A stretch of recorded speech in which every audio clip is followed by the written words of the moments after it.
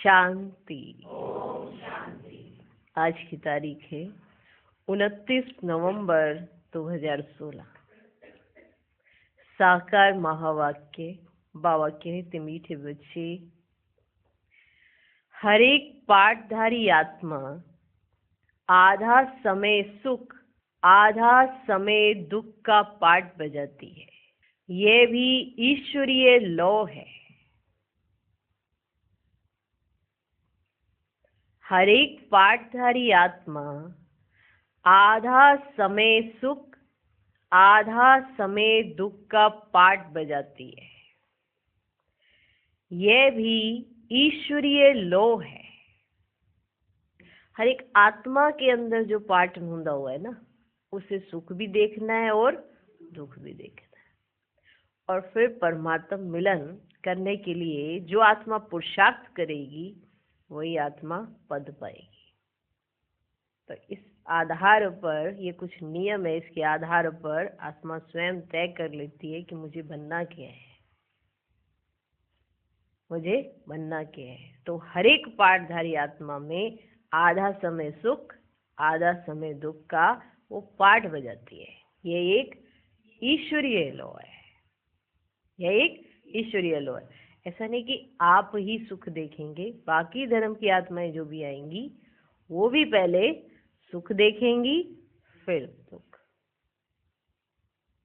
मालूम है ना? ये जो भी परम धाम से आएगी आत्मा वो पहले क्या देखेगी? सुख, फिर दुख। कितना समय देखेगी कितना नहीं, वो उसके आधार पर अलग बात होती है। लेकिन जो भी धर्म की आत्मा आएगी वो भी पहले सुख देखेगी फिर दुख। माना जो भी आत्माएं पाठधारी है ना, पाठधारी सब, ठीक। तो ये एक ईश्वरीय लॉ है। आज का प्रश्न, बाप जो समझाते हैं ये समझानी बच्चों की बुद्धि में यथार्थ रीति कब बैठेगी? मैंने आपको समझा दिया, बाबा सोचते आज तो इनको समझानी मिल गई, अब ये भूल इनसे नहीं होने वाली है। तो वो कब बैठेगी? समझाया बहुत, लेकिन वो जो समझानी है यथार्थ रीति कब बैठेगी? उत्तर, जब बुद्धि शुद्ध बनेगी। क्योंकि परमात्मा की भाषा को समझने के लिए, भाव को समझने के लिए बुद्धि क्या चाहिए? शुद्ध। हमारे भले के लिए जो बात समझाई गई हो और हमने उल्टी ले ली, क्यों उल्टी ले ली? हमारी बुद्धि क्या थी? अशुद्ध। इसीलिए जो हमारे भले के लिए कही गई बात है वो भी हम समझ नहीं पाते। तो तब समझेंगे जब हमारी बुद्धि शुद्ध बनेगी। क्या बनेगी? शुद्ध। जब हमारी बुद्धि शुद्ध बनेगी तो बाबा जो कह रहे हैं वो हमारी बुद्धि में वैसे ही बैठेगा जैसे बाबा कह रहे हैं। जब हमारी बुद्धि शुद्ध बनेगी, जितना जितना जो पुरुषार्थ कर खाद निकालते जाएंगे, खाद माना ये जो विकारों की बदबू होती है ये निकालते जाओ, जितना जितना जो पुरुषार्थ कर खाद निकालते जाएंगे उतना बाप की समझानी बुद्धि में बैठती जाएगी। अभी तक बच्चे सतों तक भी मुश्किल पहुंचे। हर एक का पुरुषार्थ अपना है। कोई सतो है तो कोई तमो भी है। ये किनके लिए बातचीत होती है? ये सब ब्राह्मणों के लिए। हमारे से बाबा बात कर रहे हैं, हमारी व्यवस्था बता रहे हैं, हमारी अवस्था पता चल रही है ना। कोई सतो है तो कोई तमो भी है, लेकिन बनना है सतो प्रधान, लेकिन बनना है सतो प्रधान। आज का गीत है, दूर देश का रहने वाला आया देश पर आए। ओम शांति। जब मेले व प्रदर्शनी में बच्चे समझाते हैं तो जो समझाने लायक बातें हैं वे जरूर समझानी पड़े। जब मेला होता है या प्रदर्शनी होती है तो जब बच्चे समझाते हैं तो जो समझाने लायक बातें हैं वह जरूर समझानी पड़े। इसमें यह तो जरूर समझाना पड़े कि सब ब्रदर्स का बेहद का बाप एक ही है। ये भी पूछना पड़ता है कि भारत का आदि सनातन धर्म क्या है। वे तो आदि सनातन हिंदू ही समझते हैं। इस्लामी, बोधी, क्रिश्चियन आदि को मालूम है कि हमारा धर्म किसने और कब स्थापन किया। भारतवासियों का हिंदू धर्म है वह देवी देवता। ये किसने और कब स्थापन किया ये भारतवासी बिल्कुल ही नहीं जानते। ये बिल्कुल जरूरी बात है समझाने की। ये किसके भी ध्यान में ही नहीं आता। प्राचीन भारत देश गाया जाता है, परंतु उन्हों को ये पता ही नहीं कि हमारा आदि सनातन देवी देवता धर्म है। हिंदू तो कोई धर्म ही नहीं है। अब तुम बच्चे जानते हो कि 5000 वर्ष पहले देवी देवता धर्म था। बरोबर उस समय लक्ष्मी नारायण राज्य करते थे। वे अपने को हिंदू नहीं कहलाते थे।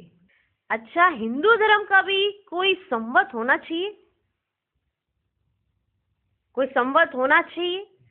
विक्रम संवत जो कहते हैं, हो सकता है जब से देवताएं वाम मार्ग में जाते हैं तो अपने को हिंदू कहलाना शुरू करते हो, तब ही विक्रम संवत भी कहते हो तो आधा आधा हो गया। उस समय उनको आदि सनातन देवी देवता नहीं कहेंगे। संवत कहा जाता है जब धर्म स्थापन होता है। संवत किसे कहा जाता है? संवत कहा जाता है जब धर्म स्थापन होता है। अब ये जो पॉइंट्स है ना, ये बुद्धि में रहने चाहिए, लेकिन जब समझाने जाते हैं याद ही नहीं आते। उसका रीजन क्योंकि पता ही नहीं क्या पूछना है, क्या नहीं पूछना और कितना पूछना है। किसी को माना ऐसे उमंग उत्साह में लाना, ये ऐसे से पॉइंट सुना देना, फिर उसके अंदर क्यूरियोसिटी बढ़ेगी ना, मैं और भी जानूं, कहाँ है भगवान, कैसे स्थापन किया, ये सब पढ़ा तो है लेकिन समझा नहीं है ना। संवत कहा जाता है जब धर्म स्थापन होता है। वह किसने स्थापन किया? विक्रम संवत तो रावण ने स्थापन किया। विक्रम संवत, एक है विक्रम संवत, एक है विक्रम। अभी क्या चल रहा है? विक्रम।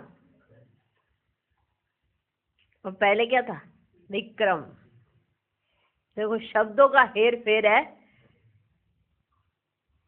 एक है विक्रम, एक है विक्रम। विक्रम संवत तो रावण ने स्थापन किया। उस समय सबके कर्म विक्रम होते रहे। कर्म, अकर्म, विक्रम नाम तो है ना। तो विक्रम राजा का भी संवत चलना है। विक्रम, विक्रम नहीं, विक्रम। विक्रम राजा का भी संवत चलता है। वह हो गया आधा समय। अब ये विक्रम संवत हिंदुओं का संवत तो नहीं है। तो ये पूछना चाहिए कि भारत का आदि सनातन देवी देवता धर्म कब स्थापन हुआ? मालूम तो पड़े ना। ये बहुत नाजुक बातें, माना पहले खुद को समझ आई होनी चाहिए, तभी तो आप दूसरे से पूछ सकते हो। ये बहुत नाजुक बातें, जब ये मालूम पड़े तब हिसाब लगा सकें कि नई दुनिया थी, फिर दिन रात जरूर होते हैं, आधा आधा जरूर होगा। ये एक ईश्वरीय लॉ है। आधा आधा जरूर होगा, ये एक ईश्वरीय लॉ है। ये समझानी देना है जरूर। ऐसा कभी कोई ने समाचार नहीं दिया है कि हमने ऐसा समझाया। ऐसा कभी कोई ने समाचार नहीं दिया है। क्रिश्चियन का भी आधा सुख आधा दुख का पाठ चलेगा। ये जो हम समझाते हैं इसमें सारी हिस्ट्री ज्योग्राफी आ जाती है। मनुष्य जो भी आते हैं उनको दुख सुख का पाठ मिला हुआ है। एक दो जन्म लिए आएंगे तो भी आधा आधा होगा। अगर एक दो जन्म लेके भी आएंगे ना तो भी आधा आधा होगा। माना अगर एक जन्म लिए तो आधे जन्म में सुख, आधे जन्म में दुख, तो भी आधा आधा होगा। ये एक ईश्वरीय लॉ है। प्रदर्शनी में जब सुनते हैं अच्छा अच्छा करते हैं, बाहर निकलने से ही भूल जाते, विरला कोई ध्यान देते हैं। कोई 1 मास 2 मास आकर भी गुम हो जाते, कोई 10 मिनट समझते, कोई 1 घंटा, कोई तो कुछ समय आकर चलते चलते थक जाते। ऐसे सेंटर्स पर होता रहता है। कैसे दैवी संप्रदाय बन रहे हैं ये भी वंडर है। नई दुनिया का धर्म पुरानी दुनिया में स्थापन हो रहा है, ये भी कितना बड़ा वंडर है। नई दुनिया का धर्म पुरानी दुनिया में स्थापन हो रहा है। ये बातें तुम बच्चों की बुद्धि में आती है। बाप द्वारा तुम अपने 84 जन्मों को जान चुके हो। बाप कहते मैं 84 जन्मों की कहानी सुनाने आता हूँ, तो जरूर पिछाड़ी में ही आकर सुनाऊंगा ना। कब आऊंगा? अगर 84 जन्म हुए ही नहीं अभी तक किसी के, तो फिर 84 जन्मों की कहानी कैसे सुनाऊं? 84 जन्मों की कहानी तो 84वें जन्म में सुनाई जाएगी ना। जिसका 84वां जन्म होगा उसके तन में आऊंगा और फिर इनके 84 जन्मों की कहानी बैठ सुनाऊंगा, जिसके आधार पर सभी के जन्मों की कहानी साफ स्पष्ट हो जाएगी। बाप कहते मैं 84 जन्मों की कहानी सुनाने आता हूं, तो जरूर पिछाड़ी में आकर सुनाऊंगा ना। द्वापर के बीच में तो सुना ना सके, द्वापर के बीच में तो सुना ना सके। अभी कितनी विशेष बात है जिससे स्पष्ट हो जाता है कि भगवान कब आएंगे। द्वापर के बीच में तो सुना ना सके, जबकि पिछाड़ी वाले जन्म अभी लिए नहीं है। राजयोग का ज्ञान द्वापर में मिल ना सके, महाभारत लड़ाई भी द्वापर में लग ना सके। महाभारत लड़ाई के बाद ही सत्युग स्थापन होता है, अर्थात देवी देवता धर्म स्थापन होता है महाभारत लड़ाई के बाद। उनसे पहले ब्राह्मण धर्म स्थापन होता है, तो जरूर ब्रह्मा द्वारा स्थापन करते होंगे, तो ब्राह्मण जन्म लेते होंगे ना, तो ब्राह्मण जन्म लेते होंगे ना। विराट रूप जो दिखाते हैं उसमें शिव को ही नहीं दिखाया है, तो फिर ब्राह्मणों की चोटी भी नहीं दिखाई है। जब शिव बाबा को नहीं दिखाया तो फिर ब्राह्मणों की चोटी भी नहीं दिखाई। किसमें? विराट रूप में। प्रदर्शनी में भी विराट रूप वाला चित्र होना जरूरी है। ब्रह्मा द्वारा पहले जरूर ब्राह्मण रचेंगे, फिर वे ब्राह्मण कब और कहाँ रचते हैं? ब्राह्मणों का है संगम, शूद्रों का है कलयुग। अब तुम अपने को कहलाते हो प्रजापिता ब्रह्मा कुमार कुमारियां। प्रजा माना ही मनुष्य सृष्टि, तो जरूर ब्राह्मण होंगे। क्राइस्ट को क्रिश्चियन धर्म का पिता कहेंगे, यह है प्रजापिता। भगवान ब्रह्मा द्वारा मनुष्य सृष्टि रचते हैं, ऐसे नहीं क्राइस्ट द्वारा बोधियों द्वारा रचते हैं। मनुष्य सृष्टि शुरू ही ब्रह्मा से होती है। रची कब जाती है? संगम पर। मनुष्य सृष्टि शुरू ही ब्रह्मा से होती है, तो जरूर पहले पहले ब्राह्मण ही रचेंगे। ब्राह्मणों को फिर देवता बनाते हैं, विराट रूप भी भारत में ही दिखाते हैं।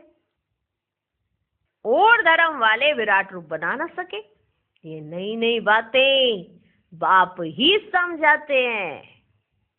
नई पॉइंट्स भी निकलती रहती हैं, पुरानी भी निकलती रहती है, क्योंकि नए नए बच्चों को भी कुछ नई कुछ पुरानी पॉइंट्स मिलनी चाहिए जो समझे। अब नए नए बच्चे आते हैं तो कुछ नई पॉइंट्स मिलती है, कुछ पुरानी पॉइंट्स, क्योंकि वो भी समझे। जब तक अलफ बे बुद्धि में नहीं हो तो और क्या समझेंगे। अगर अलफ और बे समझ नहीं आया तो फिर कुछ नहीं समझेंगे। तुम जानते हो अलफ बे किसको समझाना बड़ा सहज है। बाप तो सबका एक है, वे आते भी जरूर है। शिव जयंती भारत में ही मनाते हैं, परंतु भारतवासियों को ये पता ही नहीं है कि शिव जयंती क्या है। ना ब्रह्मा विष्णु शंकर का पता है, ना श्री कृष्ण का, श्री लक्ष्मी नारायण का राज्य कब था यह भी नहीं जानते।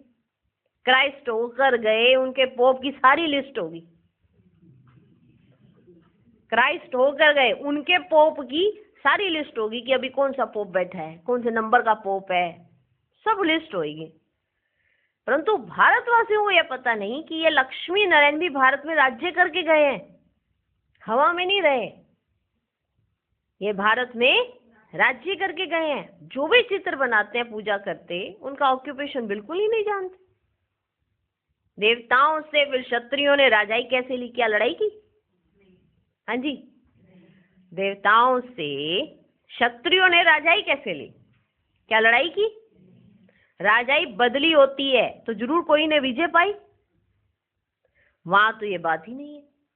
ये तो अच्छी तरह राज्य देते हैं। मनुष्य तो कितने अंधियारे में है, तुमको कितनी रोशनी मिलती है। ऐसे भी नहीं सब बातें किसको याद रहती है, नहीं तो बाबा ने जो समझाया है वह सब प्रदर्शनी में समझाना चाहिए। ऐसा नहीं है कि सब बातें ये सबको याद रहती है, नहीं तो बाबा ने जो इतना गहरी बात बता दी, अगर प्रदर्शनी में समझा दी जाए तो टच हो जाएगा ना सबको, फिर तो समझाना चाहिए। प्रदर्शनी में एक दिन आते हैं, फिर दूसरे दिन आते ही नहीं, कुछ भी पता ही नहीं पड़ता है कि समझते हैं वहां नहीं, कि समझ में आया कि नहीं आया। समझ में एक दिन आए, दूसरे दिन नहीं आए, कुछ पता ही नहीं पड़ता। ओपिनियन भी लिखाना चाहिए कि पहले हमको यह पता नहीं था तो देवी देवता धर्म कहाँ गया, सम्मत बताओ, हिंदू धर्म कब से शुरू हुआ, हर एक क्या क्या समझाते हैं, ये किसको पता ही नहीं पड़ता। ओपिनियन रखने वाला भी चाहिए। तुम सिद्ध करके बताते हो, 5000 वर्ष का ये चक्र है, लिखो। सम्मत आदि का किसको मालूम तो है नहीं, ये बातें कोई शास्त्र में सुनी है? फिर हमने कहाँ से सीखी?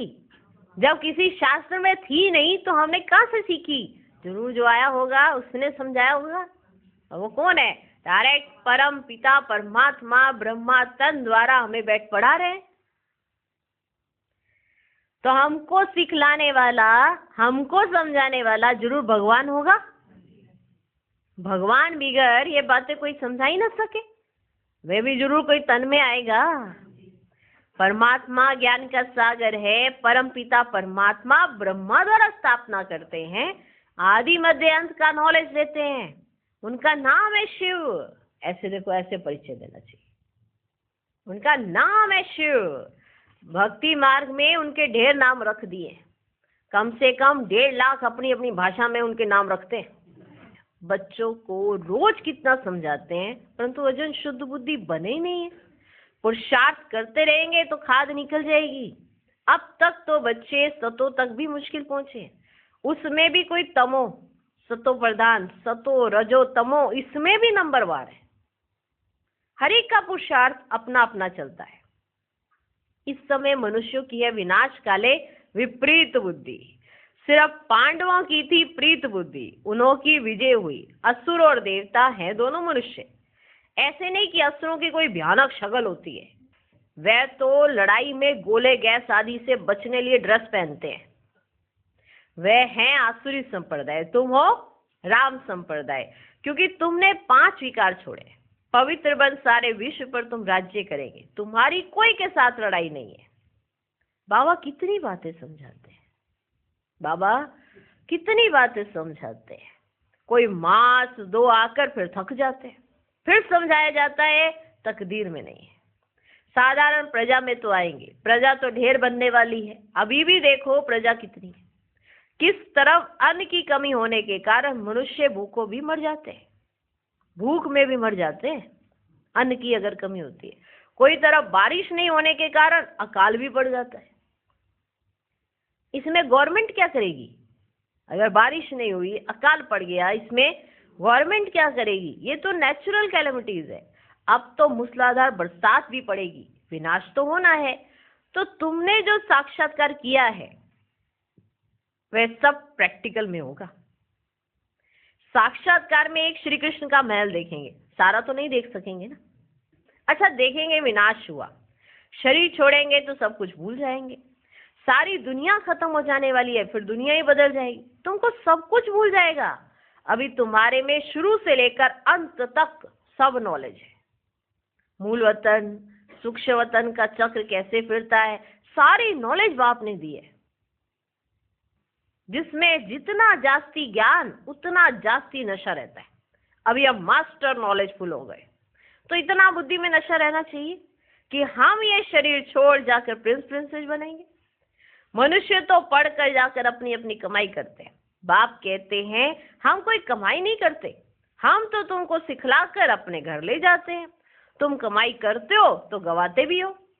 तुमको सारा आदि मध्य अंत का ज्ञान है। बाबा को भी ज्ञान है, जो बैठकर समझाते हैं पाठ अनुसार। फिर बाबा भी चले जाते हैं निर्वाण धाम, सभी आत्माएं भी चली जाएंगी वहां। फिर जिन जिन का पाठ होगा ना, वे फिर राजधानी में आते जाएंगे, बाकी टाइम शांति धाम में रहेंगे। बच्चों को कितना ज्ञान मिल रहा है ऊंच पद पाने के लिए। नहीं किसकी बुद्धि में बैठ ना सके, सिर्फ इतना कहेंगे ज्ञान बहुत अच्छा है, फिर अपने धंधे दौरी में चले जाएंगे। बाहर जाने से माया भुला देती है, ताला लगा देती है। कई बच्चों का भी ऐसा हाल होता है, पूरी धारणा ही नहीं होती, पूरी धारणा होती ही नहीं। पहले अंदर कोई आए तो बोलो ये सब है ब्रह्मा कुमार कुमारियां। शिव बाबा ब्रह्मा द्वारा विष्णुपुरी की स्थापना कर रहे हैं। अभी कलयुग अंत है, फिर सतयुग होगा, तो ब्रह्मा के बच्चे सब ब्रह्मा कुमार हैं, जो फिर देवता बनेंगे।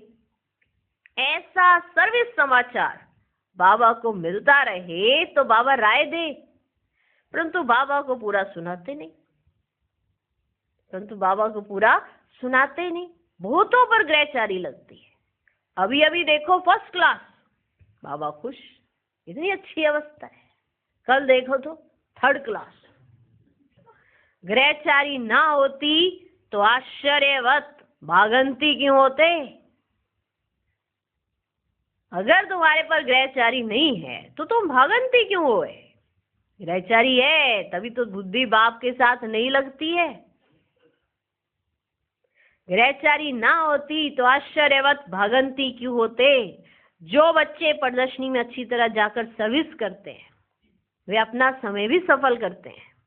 बाप दादा को कभी नहीं छोड़ना चाहिए, बाप दादा को कभी नहीं छोड़ना चाहिए। बाबा बच्चों को कुछ भी बोलेगा फिर फौरन प्यार भी करेगा। बाबा की दिल पर बच्चों का कुछ भी रहता नहीं है। बाबा अगर समझानी देते हैं तो बच्चों के भले के लिए, अगर बाबा कुछ ऐसा बोलते हैं तो फौरन प्यार भी करते हैं, क्योंकि बाबा की दिल पर ऐसा कुछ भी बच्चों के प्रति रहता नहीं है। बाबा है, क्यों बच्चे समझते नहीं है। यह सिर्फ शिक्षा देने के लिए सिखलाते हैं। बाबा समझानी देते हैं हमारे भले के लिए। बाबा के दिल पर कुछ भी ठहरता नहीं है हमारा। बाबा तो समझानी दी झट भूल जाते हैं। और आम जो दुनिया में होते हैं, एक डायरी लगा के रखी है दिल में, वहां में नोट करते रहते हैं इसने मेरे साथ क्या किया, उसने मेरे साथ बदले लेंगे, फिर बैठ गए बदला लेते हैं। बाबा कभी बदला नहीं लेता है। बाबा तो तुम्हारे भले के लिए तुम्हें समझा रहा है। बाबा बच्चों को कुछ भी बोलेगा फिर फौरन प्यार भी करेगा। बाबा की दिल पर बच्चों का कुछ भी रहता नहीं है। यह सिर्फ शिक्षा देने के लिए सिखलाते हैं। यहाँ बच्चों को टोली खिलाई जाती है, क्योंकि बेहद का बाप है ना। लौकिक बाप बाजार से आते हैं तो बच्चे जरूर याद पड़ेंगे। अब लौकिक जाएगा बाजार, लौकिक बाप जाएगा बाजार में और कुछ ऐसी चीजें देखेगा तो याद पड़ते हैं ना बच्चे कि ये चलो ले जाऊं बच्चों की खातिर। समझ रहे हो। लौकिक बाप बाजार से आते हैं तो बच्चे जरूर याद पड़ेंगे, कुछ ना कुछ टोली ले आते हैं ना। लौकिक बाप ऐसा करते तो पारलौकिक तो कितना दिल पर रखते हैं हमको। लौकिक बाप बाजार से आते हैं तो बच्चे जरूर याद पड़ेंगे, कुछ ना कुछ टोली ले आते हैं। बाहर सेंटर पर टोली नहीं मिलती, यहाँ बाप सम्मुख बैठा है। बाबा सब कुछ बच्चों को समझाते हैं। ये द्वापर से ऋषि मुनि जो सतो प्रधान थे, जिनकी बुद्धि को ताला लगा हुआ नहीं था, वे भी कहते थे रचता और रचना को हम नहीं जानते हैं। जो उस समय द्वापर में वो सतो प्रधान थे ऋषि मुनि, क्या थे? सतो प्रधान। उनकी बुद्धि को उस समय ताला नहीं लगा था। वो तक कहते थे कि हम रचता और रचना को नहीं जानते हैं। आज कलयुग में सबकी बुद्धि को ताला लगा हुआ है, फिर वे कैसे जान सकेंगे? कलयुग में सबकी बुद्धि तमो प्रधान, सतयुग में सतो प्रधान, और द्वापर में जो उस समय उतरती आत्माएं उनकी सतो होती है बुद्धि। तो वो तब भी कहते थे हम नहीं जानते, तो आज कैसे जान सकेंगे? शास्त्र तो वे ऋषि मुनि भी पढ़ते थे। तुमको पॉइंट्स बहुत मिलती हैं समझाने के लिए, तुमको पॉइंट्स बहुत मिलती है समझाने के लिए, मिलती है ना? अच्छा, मीठे मीठे सिकिलधे बच्चों प्रति माता पिता बाप दादा का याद प्यार और गुड मॉर्निंग। रूहानी बाप की रूहानी बच्चों को नमस्ते। हम रूहानी बच्चों की भी रूहानी बाप को नमस्ते नमस्ते नमस्ते। Good morning good morning good morning. धारणा के लिए मुख्य सार, पहला पॉइंट, भगवान हमको पढ़ाकर भगवती भगवान बनाते हैं, इसी खुशी व नशे में रहना है। रचता और रचना का ज्ञान बुद्धि में रख दूसरों को सुनाना है। दूसरा पॉइंट, जैसे बाप किसी बच्चे की बात दिल पर नहीं रखते हैं, ऐसे किसी की भी बात दिल पर नहीं रखनी है। आज का वरदान, तीनों कालों को सामने रख हर कार्य में सफल होने वाले सदा विजयी भव। लौकिक रीति में भी जो समझदार होते हैं वे आगे पीछे सोच समझकर फिर कदम उठाते हैं। ऐसे यहाँ भी आप बच्चे जब भी कोई कार्य करते हो तो पहले तीनों कालों को सामने रख कर फिर करो। सिर्फ वर्तमान को नहीं देखो, बेहद की समझ धारण करो और विजयीपन के निश्चय के आधार पर व त्रिकालदर्शीपन के आधार पर हर कर्म करो व हर बोल बोलो, तब कहेंगे अलौकिक व असाधारण। आज का स्लोगन, हद के किनारों को छोड़ एक बाप को सहारा बना लो तो पार हो जाएंगे। ओम शांति। ओम शांति।